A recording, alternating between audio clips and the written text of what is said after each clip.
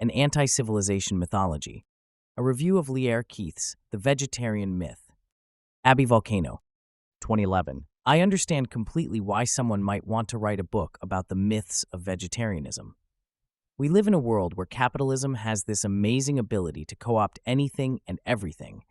You've almost got to admire what a good job capitalism does at that. Green capitalism is a case in point.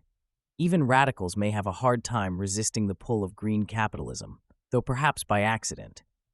For vegans and/or vegetarians, heretofore referred to as vegans, who use their diets as a radical act, if they are promoting what to eat or not eat, buy or not buy, then there is really no way to avoid advocating for a different way of consuming, something capitalists can make loads of profit off. In addition, it's easy to critique the idealism that some vegans hold, that by way of their diet, they are not engaging in the hurting or killing of any animals, nor hurting the earth for the most part. This is, of course, obviously not true. Another easy critique to have of vegans is of their often claimed belief that we can change the world by our diets alone, a silly idea at best. Lierre Keith's book, The Vegetarian Myth, aims to discuss the myths of vegetarianism, but she sees these myths as something quite different than what most anarchists advocate for.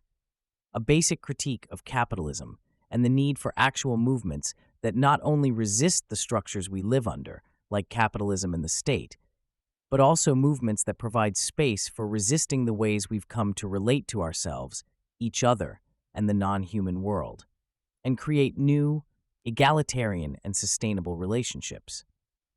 Keith does point to a few things that are easy to get behind, but most of her book is a diatribe against vegans as people, as well as how, health-wise, a vegan diet is a diet that will kill you, literally.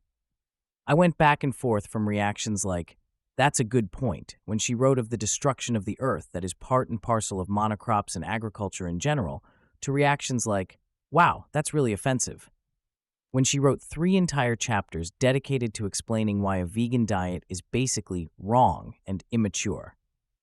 The book has 2 different themes that are distinct. One theme focuses on the material ways that mass agriculture and the cultivation of monocrops are destroying the earth, and quickly. The other theme is that of a couple different philosophical arguments, like agriculture is the base of all evil, as well as the argument that veganism is actually wrong and detrimental to the earth and our human bodies, and that veganism is immature, and that all humans should be eating meat. I'll break this review down by responding to the question of agriculture, responding to her critiques of veganism, the diet, as well as the person.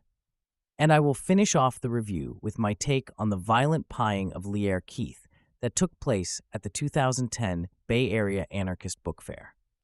Agriculture, as we know it, is swallowing entire ecosystems whole. As far as agriculture being the basis of all organized evil, that needs to be challenged, of course. Having said that, the way agriculture often misutilizes irrigation and deforestation, plants annual grains, depletes almost all topsoil, rivers and aquifers, causes desertification and total removal of tons of species, misplaces animals, human and non-human alike, I think it's easy to make the case that agriculture, as we know it, is swallowing entire ecosystems whole, p. 42. At the same time, Keith concludes, like many anti-civilization theories, that agriculture is the basis of all domination, coercion, and control, and that we need to go back to a way of living that came before agriculture. Agriculture is synonymous with civilization in her text. To do that, we'd need to kill about 5 billion people. So, it's easy to see immediately the problem with this analysis. In my thinking, domination, coercion, and control are what we need to eradicate. I am so used to reading texts that reduce domination to the economic sphere that reading a civilization reductionist text was a breath of fresh air.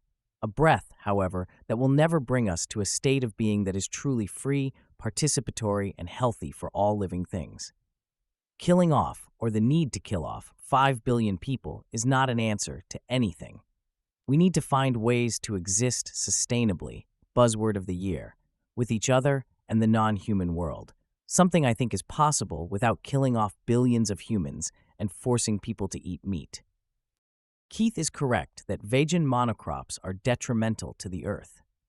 Anyone who has studied diet and sustainability has seen those statistics that growing meat is less sustainable and more wasteful than growing vegetables, fruits, grains, and legumes.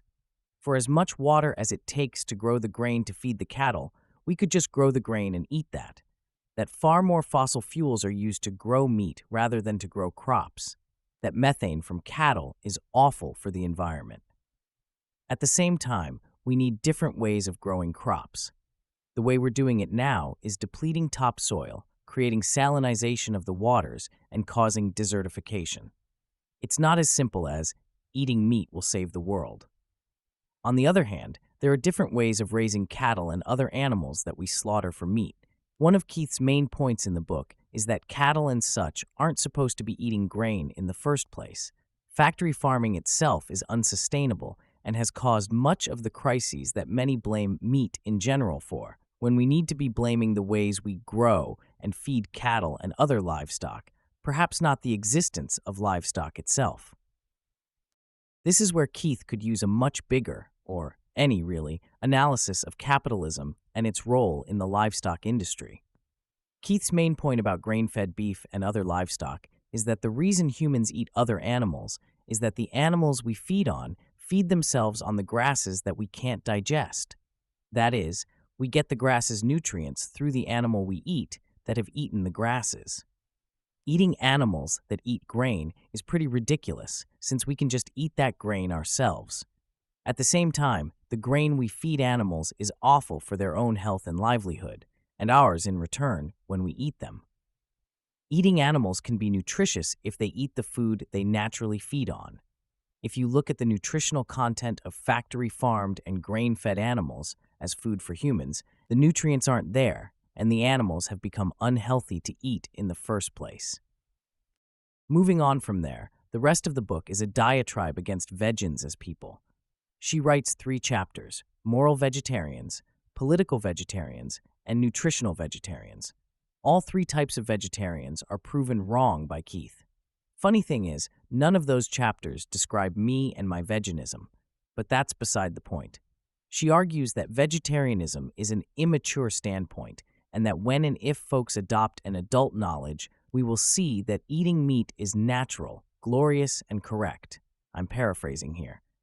Adult knowledge, according to Keith, is basically that death is embedded in all life, that we should accept that and stop trying to get out of killing and start eating meat like we're supposed to, p77. Keith seems to think that vegetarians are folks with childlike brains that ultimately want to close their eyes and pretend like death isn't happening all around them. I'll let readers decide how they feel about this notion on their own.